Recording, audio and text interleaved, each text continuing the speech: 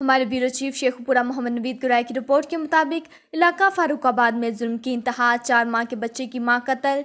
शोहर ने भाभी, भाई और वालिद के साथ मिलकर बीवी को कत्ल किया। पुलिस भी मुल्जमान की हमदर्द बन गई। वर्षा का इल्ज़ाम।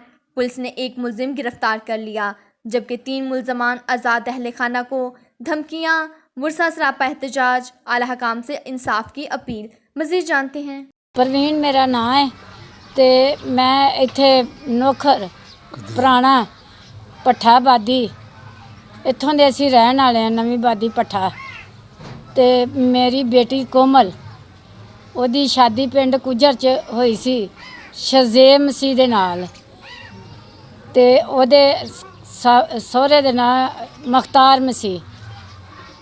उन्होंने मेरी बेटी नूं कतल कर दिता। मख्तार, शज़ेब ते सोनिया बीबी समझाया है ते साढ़े कोल आ कापी है मुकदमे FIR दी ते सर जी साडी उत्थे कोई नहीं सुनदा।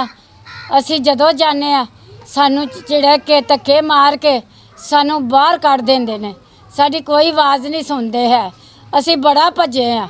असी शेखपुरे तिकर असी भजे तकलीफ आदमी शराबे वाला पेट साफ नहीं मिल। मेरी बेटी ने कतल कर दी है, लेकिन अज तक मैं बहुत रोल गया क्योंकि मैं अपने को कोई खर्चा नहीं कर सकता। लेकिन ये लोग मेरी आवाज़ नहीं सुनते क्योंकि जी मैं गरीब हाँ। मैं जो थाने जाना वा उत्थे भी कोई सुनाई नहीं होंगी।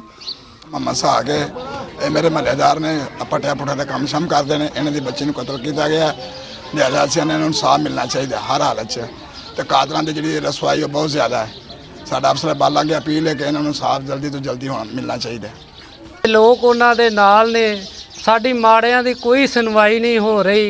लिहाजा मेरी अपील है वड्डे अफसरां अगे कि सानू इंसाफ दिता जाए।